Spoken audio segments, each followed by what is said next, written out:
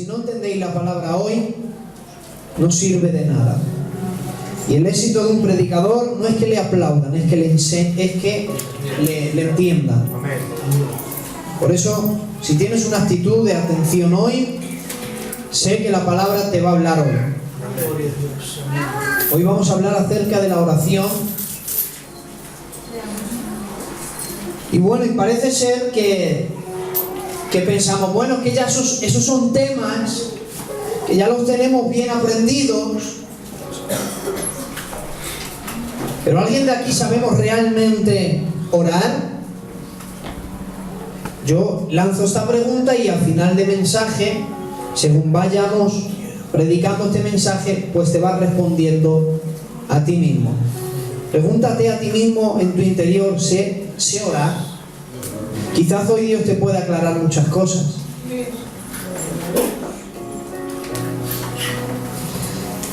Lucas capítulo 11 y verso 1 dice así la palabra del Señor. Dice: aconteció que estaba Jesús orando en un lugar, y cuando terminó, uno de sus discípulos le dijo: Señor, enséñanos a orar. O sea, que los discípulos no sabían todo, por eso son discípulos. Los discípulos aprenden y el maestro es el que enseña. Y el maestro les enseña y les dice, Mateo capítulo 6 y el verso 9. Vamos a tomar esta porción de la escritura. En Lucas capítulo 11 verso 1 le preguntan: enséñanos a orar. Y Jesús les contesta y les dice: vosotros pues oraréis así: Padre nuestro que estás en los cielos, santificado sea tu nombre. Venga tu reino, hágase tu voluntad como en el cielo, así también en la tierra.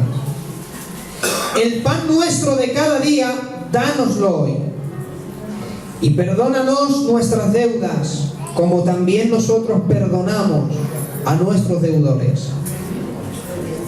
Voy a leer esto que luego lo aclararé, ¿de acuerdo? No nos metas en tentación, mas líbranos del mal. Porque tuyo es el reino y el poder y la gloria por los siglos de los siglos. Amén. Amén a la palabra. Amén. Si está la puerta de la calle abierta, se cierra, por favor. Porque si hay algo que me gusta es que cuando se enseñe la iglesia aprenda. Y si no, pues cometerás errores.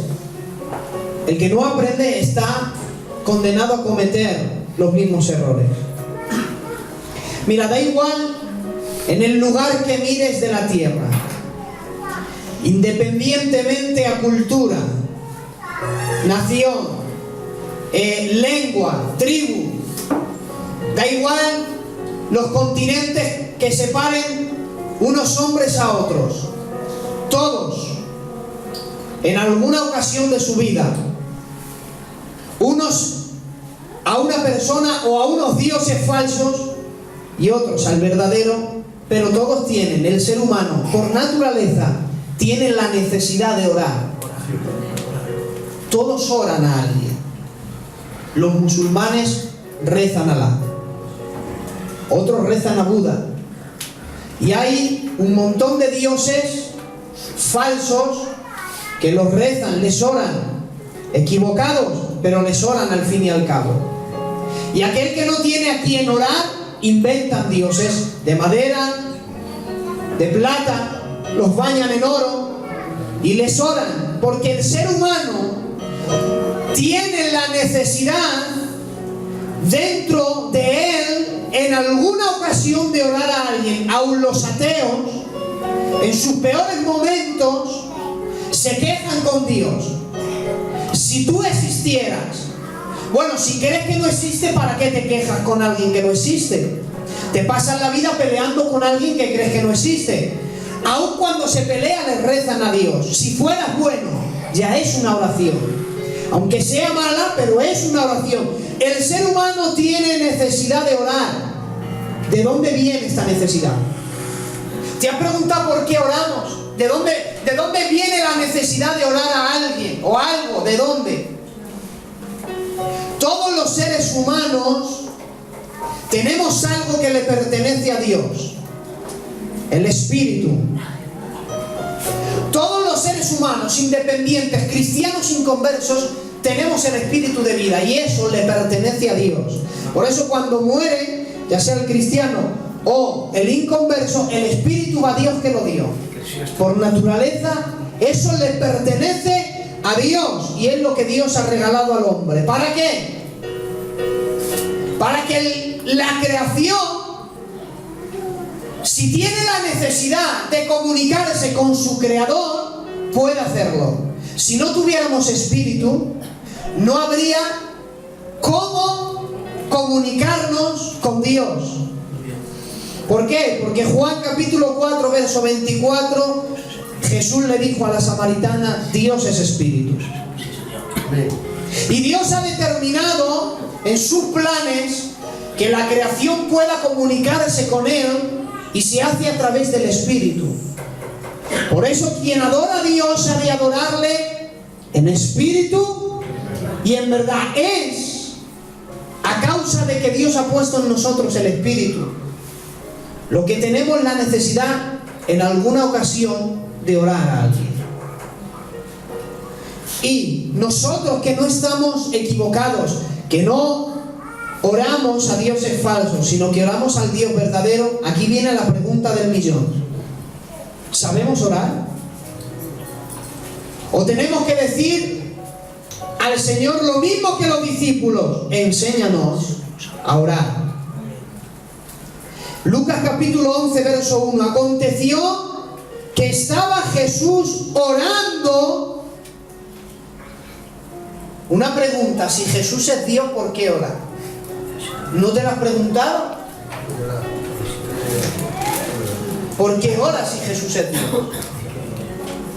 Bueno, sin entrar mucho, porque no es el tema es la oración, pero sin entrar mucho, para que no haya confusión, ya hablaremos otro día de la unión hipostática, la unión de las dos naturalezas. Jesús es divino, es Dios, pero no es Dios y hombre. No, porque si fuera Dios y hombre serían dos cosas. Jesús es Dios hombre. Jesús no es un hombre que llegó a ser Dios. Jesús es Dios que se hizo semejante a los hombres sin dejar de ser Dios. Y en la naturaleza humana, en la condición de semejante a los hombres, Jesús oraba. Por varios motivos, y el primero de ellos es porque Jesús va a ser el modelo de oración.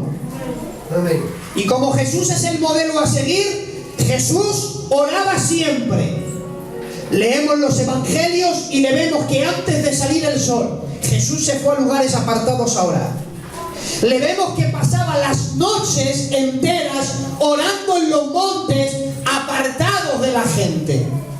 Antes de hacer milagros como la multiplicación de los alimentos, Jesús ora al Padre. Antes de resucitar a Lázaro, Jesús ora al Padre. Y Jesús siempre que iba a hacer algo, siempre le vemos orando. Antes de ser bautizado, dice la Biblia, y Él oró y los cielos fueron abiertos. Porque la única manera donde podrás ver los cielos abiertos en tu casa será a través de la oración. Si Jesús oraba, ¿cómo te piensas que no es necesario que ores? Hay quien dice, bueno, la oración no es necesaria. Lo digo ya como pastor y ya voy a empezar. Mañana un mes, o sea que ya voy a empezar. El cristiano que no ora no es cristiano. Es incompatible que uno diga ser cristiano y no tener la necesidad de orar y de estar en comunión con Dios. Perdóname, el que se dice cristiano y no ora porque no le nace la necesidad de estar en comunión con Dios, no es todavía cristiano. Un cristiano ora. Jesús oró, ¿cómo no voy a orar yo?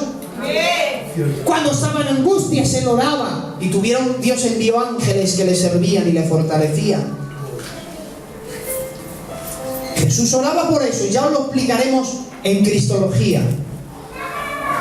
Y ahora le ven orando a él y los discípulos le dicen: enséñanos a orar.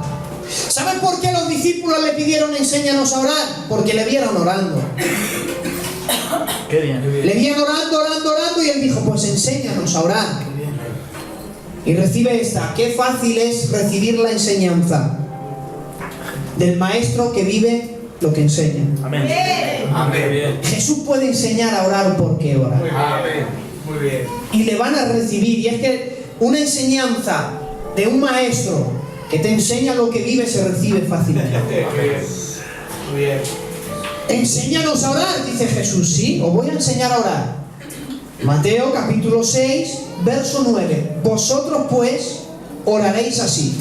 Mira, cuando dice oraréis así, no es cada vez que vengáis a mí vais a decir esto solamente, Padre nuestro. No, eso no se trata. Jesús no enseñó una liturgia, no enseñó un rezo como los católicos: quiere ser perdonado sin 3 Aves Marías, 2 Padres Nuestros, se acabó. Eso es una liturgia humana.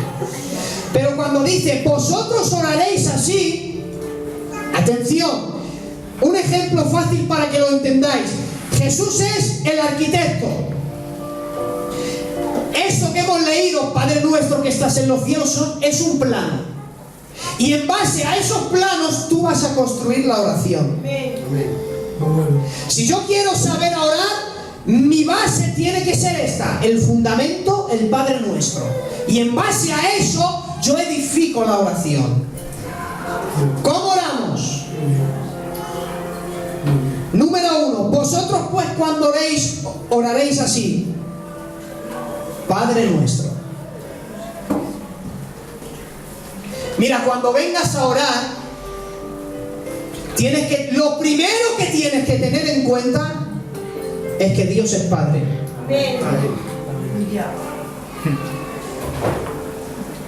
Por eso no te puedes acercar a Dios con miedos. ¡Ay, qué miedo! Voy a orar, ¿qué le digo al Señor? Para, lo primero que tienes que saber es que Él es Padre. Amén. Y un Padre bueno. Un Padre que no te va a rechazar. Amén. Nadie te puede robar la condición de venir a Él y arrodillarte, orarte, da igual sentado, arrodillado, no importa la manera, pero nadie te puede quitar el derecho de acercarte a Dios y ponerte a orar, nadie. Porque Él es Padre. Romanos 8:15: pues no habéis recibido el espíritu de esclavitud para estar otra vez en temor. No te puedes acercar a Él con temor. Dicho de paso, esta palabra es para cristianos, los inconversos no la van a entender. Si hay algún inconverso, de aquí, cuando te conviertan, me pides la grabación y te la doy, la escuchas y la vas a entender mejor. No hemos recibido el espíritu de esclavitud para estar en temor, sino habéis recibido el espíritu de adopción por el cual clamamos: Abba Padre. Abba Padre, una expresión de cariño, una expresión de ternura, una expresión como en el castellano cariño, mi amor. Es una expresión de ternura. Abba es una expresión de ternura, de cariño, de afecto. Abba Padre, porque Él es Padre. Y además es bueno. Es tan bueno que dice Santiago capítulo 5 verso 13: ¿está alguien entre vosotros afligido? Y dice por el Espíritu Santo Santiago que haga oración. Muy bien. Amén. ¿Está entre vosotros alguien alegre? Que cante alabanzas. Mira, Dios es tan bueno que cuando estás alegre dice compártelo con la gente. Pero cuando estás afligido dice no, párate, aquí la gente no cuenta, ven a mí primero. Amén. Muy bien. Dicho de otra manera para que me entendáis, a Dios le da más prioridad tus tristezas que tus alegrías. Muy bonito, muy bien, qué bien. Cuando estás alegre dice Dios, compártelo con los demás. Estás triste y dice no, aquí no entra nadie, aquí es cosa mía, porque yo soy Padre. Por eso a Dios le interesan más tus tristezas que tus alegrías. ¿Por qué? Porque Él ante todo, lo primero es Padre. Pero no te olvides de una cosa: Padre nuestro que estás en el cielo. Él es Padre, pero es un Padre celestial. no es un padre carnal. ¿Verdad? ¿Y sabes por qué digo esto? Porque a veces mi hijo usa algunas artimañas para conseguir cosas de mí. Pero las artimañas que mi hijo usa para conseguir cosas de mí, a mí no me sirven para conseguirlas con Dios. Amén. Claro, sí, Señor. Amén. Porque sí es padre, pero no me olvido que es un padre celestial. Nosotros malcriamos a los niños, nuestra cultura, lo que somos. ¿Por qué? Porque un niño no podemos ver a un niño llorar porque enseguida le damos de todo. No llores, se lo compramos. Muchas veces no has entrado nunca a una tienda y has visto al hijo de un señor llorando, compran un chicle y le dejan llorando por el chicle, que te da ganas de decirle, espérate que te compro yo un paquete, hijo. ¿Por qué? En nuestra cultura malcriamos a los hijos muchas veces, y luego cuando los hijos no reciben lo que piden, se creen que somos malos. Pero que ellos no saben que nos están pidiendo cosas que no podemos dárselas porque queremos su bien. Amén. Y por malcriar a los hijos, cuando no reciben lo que ellos piden, nos tachan de padres malos. Y lo que ellos no saben es que les amamos más de lo que imaginan. Amén. Pero lo que mi hijo consigue conmigo, yo no lo consigo con Dios. A Dios no le valen las artimañas, ¿eh? Porque Él es Padre, pero está en los cielos, es celestial, no es carnal. Escucha, a Dios no le mueven los sentimientos. Vaya. Mi hijo llora mucho y a ver, venga, cómpraselo, y no querido. Dios no es así, ¿eh? Venga, porque lloran mucho te lo doy. Cuidado, Dios no es así. Amén. Dios es Padre, pero es celestial. Y como Él es celestial, yo me tengo que acercar a Él con esta actitud. Él es Padre celestial. Por eso, lo segundo, santificado sea tu nombre. Cuando vengas a orar, antes de pedir, primero adora a Dios. Claro. Y no olvides que Él es santo, santo, santo. ¿Por qué digo esto? Porque hay actitudes en las oraciones. Perdóname, mucha gente peca, orando incluso. En sus actitudes, en sus formas. ¿Habéis estado orando? Un WhatsApp, os habéis levantado y cogido el móvil y os habéis olvidado que Dios estaba ahí atendiéndote. ¿Qué clase de respeto es ese orando? La casa de mi padre debería ser casa de oración, no cueva de ladrones. ¿Qué respeto es el que hay en la iglesia? ¿Cuál es la actitud en la iglesia? Si la actitud en medio del culto, cuando se celebra el culto, debería ser una actitud de reverencia, porque sé que Él es santo, santo, santo, y yo soy pecador, pecador y pecador, y que por su gracia no me mata. Que si estamos vivos es porque Él nos ama. Doy gracias a Dios por haber nacido en el tiempo y en la dispensación de la gracia, porque Dios baja al monte Sinaí y le dice: Moisés, sube tú, si alguno sube lo mato.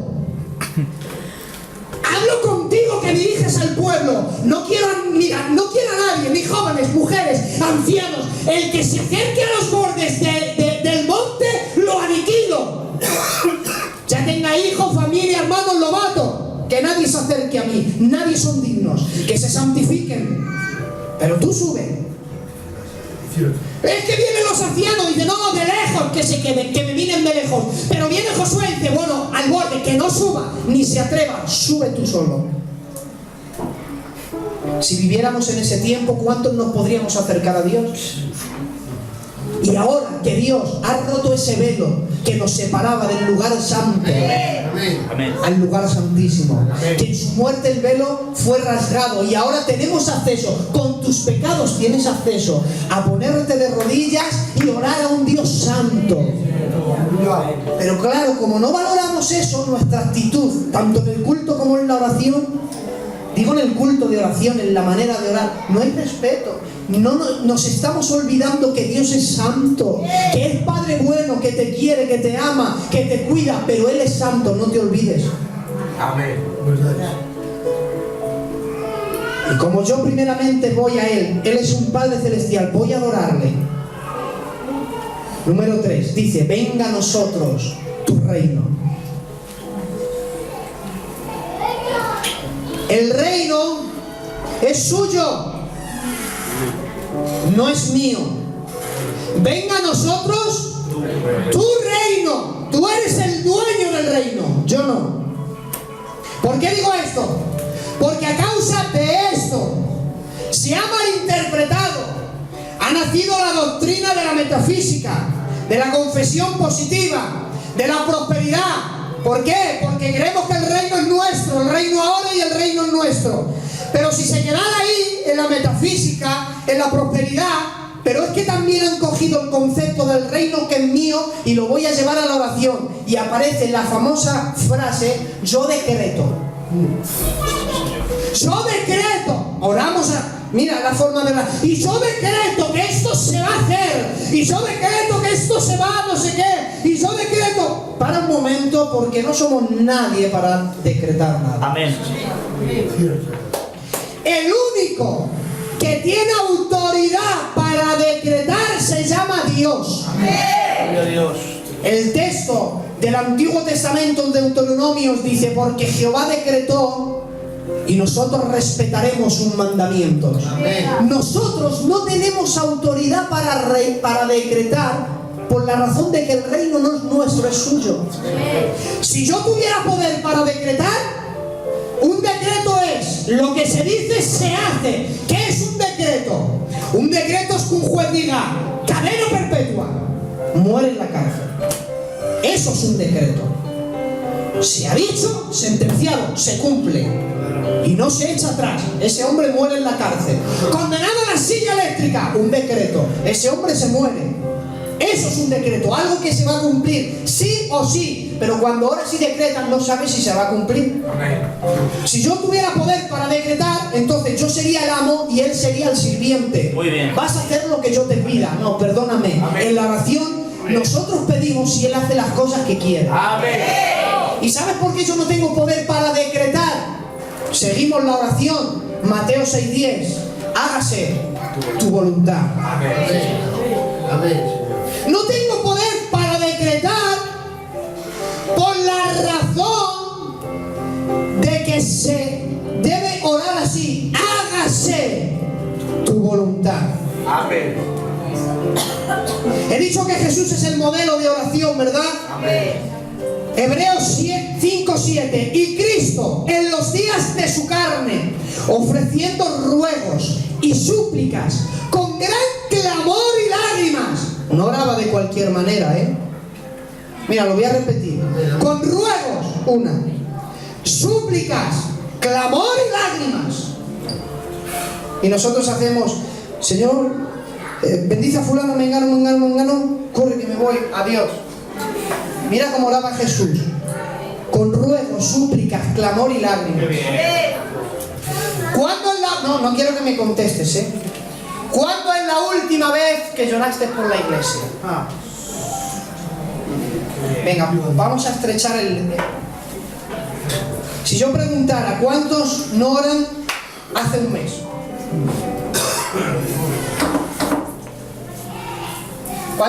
¿Cuántos son capaces de orar, de estar en el Señor y pasar una semana y no orar? ¿Cuántos? Y luego queremos ver la mano de Dios.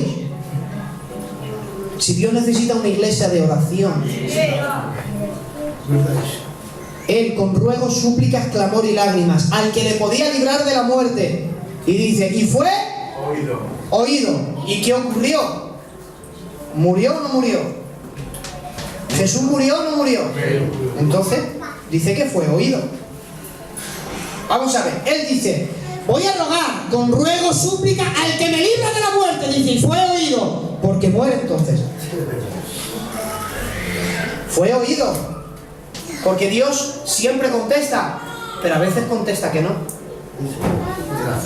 Porque Jesús es el ejemplo de oración, porque ante sus ruegos, las súplicas, al que le podía librar de la muerte, estaba Lucas 22:42 diciendo, Padre, si quieres, pasa de mí esta copa, pero no se haga mi voluntad, sino la tuya. Amén. La oración correcta es esta: Señor, hágase tu voluntad Mira, ¿sabes por qué en nuestra oración deberíamos decir, Señor, hágase tu voluntad? Porque Él conoce todas las cosas. Un día hablaremos que existe la voluntad directa y la voluntad permisiva del Señor. Mira, un ejemplo. ¿Cuál es la voluntad directa? La voluntad de Dios directa o directiva era que yo me casara con la Celia. Porque Dios tenía un plan. Hoy somos pastores de aquí, o soy el pastor y ella la compañera.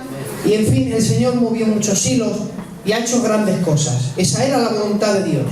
Pero ¿y si yo decido casarme con otra persona?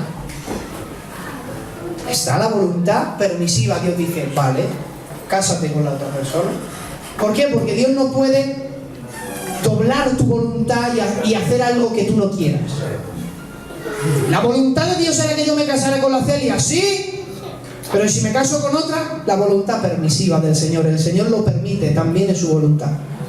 Luego, todo lo que me pase ahí, no vaya Dios a decirle, es que, porque Dios dice, no, esa no era mi voluntad era la otra.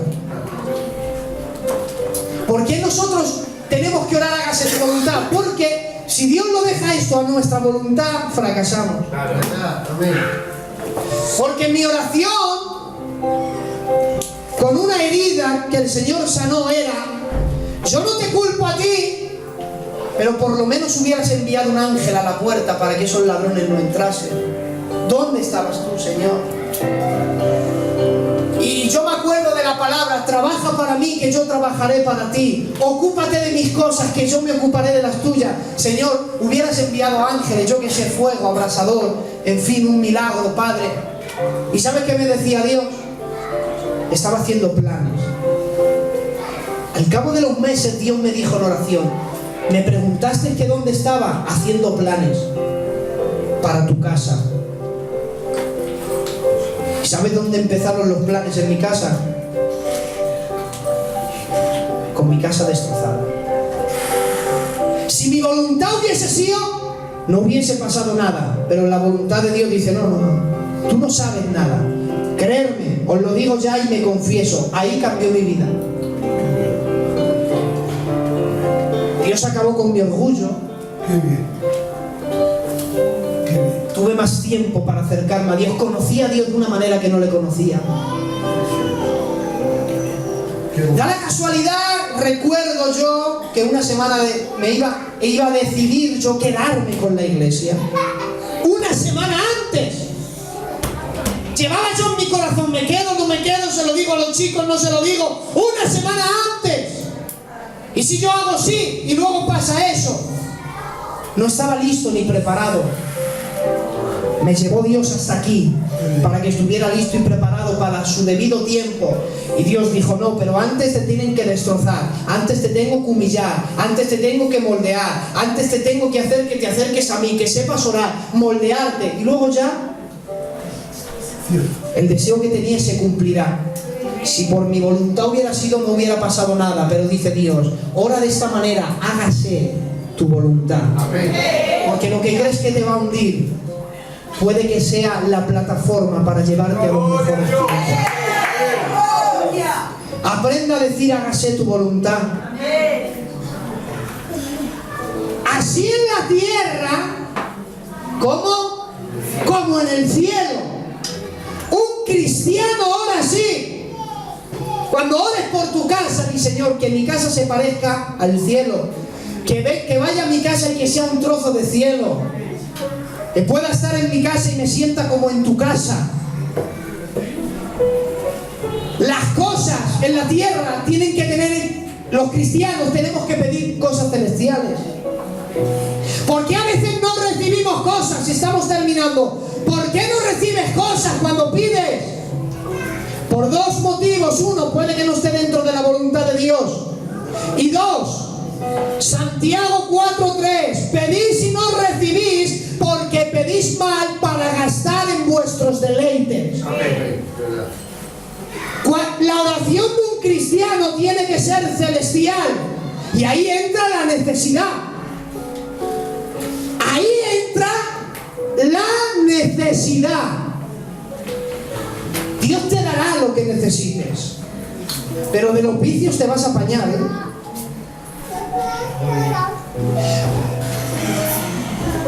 Sí, Dios muy pocas veces, muy poquitas veces, casos aislados, se mete Dios en el dinero. Por una razón. Dios tiene que tener un motivo, una razón, un plan para Dios mover los hilos a alguien y darle dinero, por ejemplo.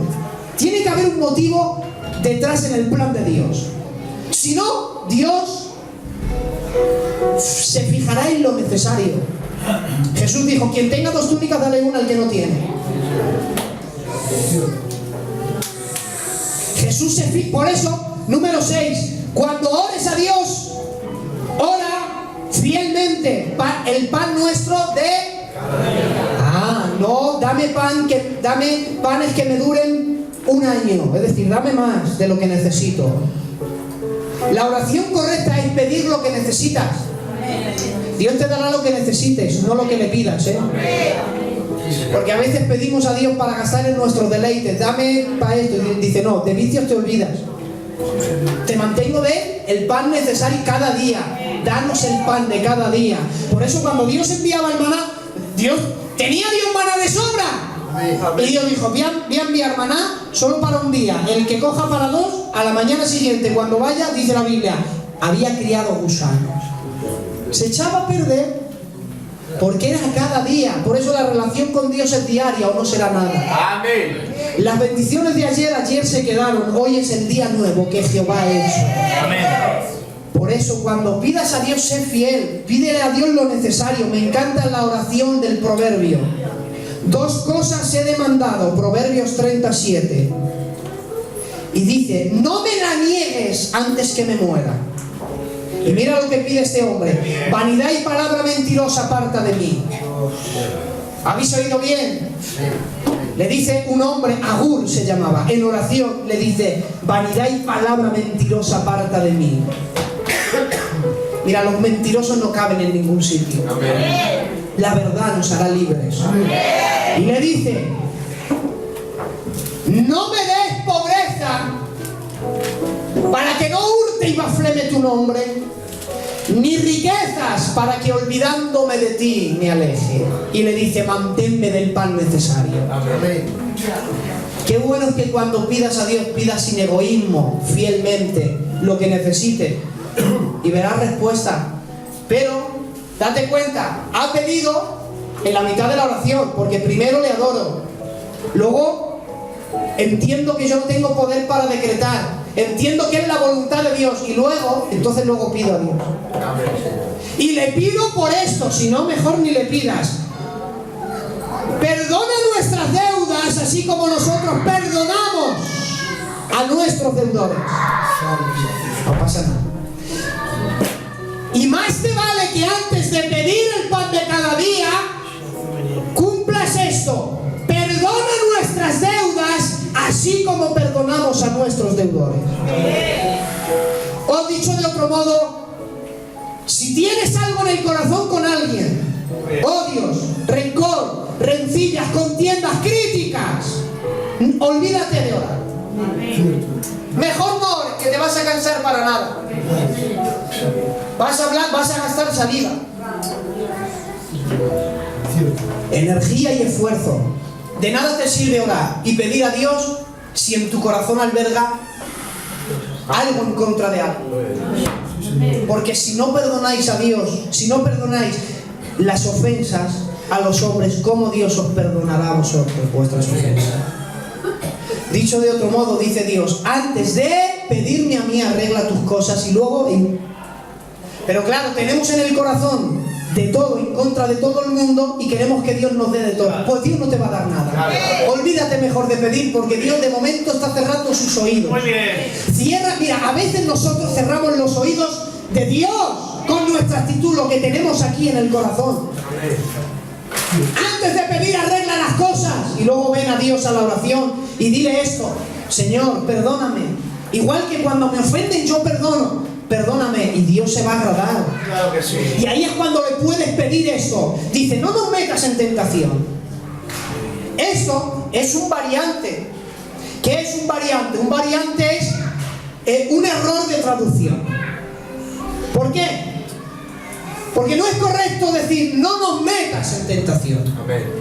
Porque Santiago capítulo 1, verso 13, cuando alguno es tentado, no diga que es tentado de parte de Dios. Porque Dios no puede ser tentado por el mal, ni Él tienta a nadie. Muy bien. No nos metas en tentación. Dios no puede meterte en tentación. Pero quiero leeros el lenguaje actual. Dice la versión lenguaje actual y me vais a entender. Cuando ores, termina tu oración siempre así. Y cuando vengan las pruebas, no permitas que ellas me aparten de ti. Amén. Qué bien. Qué bien. Qué bien. Aun cuando estés en tus momentos buenos, tu oración termínala de esta manera. Señor, no permitas que las pruebas me aparten de ti. Qué bien. Qué bien. Cuando ores, díselo, porque habrá momentos que tengas buenos, pero los momentos malos vienen. Quieras o no quieras, vienen. Verdad es. Pues en los momentos buenos, como José, almacena la comida para que cuando vengan los años de escasez, tengas entonces para soportar la escasez. Igual, en tus momentos buenos, almacena fuerza en la oración para que cuando venga el día malo, las pruebas no te separen de Dios. La gente se separa mucho del Señor porque es una vida falta de oración. Por eso terminamos. Dice Santiago 1:2: hermanos míos, tened por sumo gozo cuando os halléis en diversas pruebas. Muy bien. Y cuando estés en pruebas, acércate a Dios en diversas pruebas, es decir, muchas. Cuando estés en problemas, acércate a Dios y mira, Santiago 1:5, si alguno tiene falta de sabiduría, pídala a Dios. Muy bien. Esto creemos que es para que Dios nos dé conocimiento de la Biblia. Bueno, como no tengo conocimiento de la Biblia, Señor, dame sabiduría para saber predicar. Porque tu palabra dice que tú me das sabiduría. Perdona, que no es para la Biblia, no es para tener conocimiento bíblico. Amén. Cuando os halláis en diversas pruebas, el contexto es la prueba. Amén. En diversas pruebas, dice, pide a Dios sabiduría. ¿Sabes cuándo tienes que pedir a Dios sabiduría? Para saber salir y afrontar tus problemas. Amén. Cuando yo le digo, Señor, dame sabiduría porque mira el problema que hay en la iglesia, ¿cómo salgo? Entonces Dios me dará abundantemente y sin reproche. Amén. Porque no le pido para saber y para que me aplaudan, le pido para salir de los problemas. Amén. Señor, ¿cómo afronto este problema? Yo, mira, desde que me convertí, siempre que tengo un problema en el trabajo, en la casa, da igual, personal, digo, Señor, dame sabiduría para salir de esta prueba. Muy bien. Créeme, el Señor te dará sabiduría en abundante y sin reproche. En práctica en la oración. No te olvides que es un Padre celestial. Muy bien. Padre bueno, pero es celestial. A Dios no le sirven lo que con nuestros hijos logran con nosotros. Porque hay cosas que no podemos nosotros decretar porque no tenemos autoridad, porque suyo es el reino y se hará la voluntad de Dios, siempre será. La voluntad de Dios siempre será mejor para ti que tu propia voluntad. Amén. Y después de adorarle y estar tranquilo, Jesús se iba, dice, y le buscaron para que les sanase y les predicase, pero Jesús oraba. Y cuando terminó, vamos a ver, Jesús vino a predicar y a sanar, ¿sí? ¿Sí o no? Entre muchas cosas a salvarnos, él predicaba, sanaba. ¿No quería Jesús sanar a los enfermos? Claro. ¿No quería predicar? Claro. Pero Dios dice, cuando termine la oración, tranquilos, esté orando. Cuando vengas a la oración, estate tranquilo. No ores con nervios. No, tranquilo, dice Dios, tranquilo. Escucha un fondo musical, relájate y luego oras tranquilo. Cuando vengas a Dios, ven sin tiempo. Olvídate, apaga el móvil. No contestes llamadas, es un tiempo con Dios. Adórale al Señor. Di, Señor, tengo a alguien con algo, y vete, reconcíliate. Y luego entonces verás la mano de Dios en tu vida. Amén, amén y amén. Gracias, Señor, en esta tarde por tu palabra, Dios mío. Señor, enséñanos a orar como enseñaste a tus discípulos, Dios mío. Danos sabiduría, eterno Padre, para que cuando oremos a ti, lo hagamos correctamente, Señor. Para que cuando pidamos podamos recibir, porque pedimos bien, Señor, y no para gastar en nuestros deleites. Gracias por el bien que me ha hecho hoy tu iglesia, por su actitud. Gracias. Gracias en el nombre de Jesús. Amén.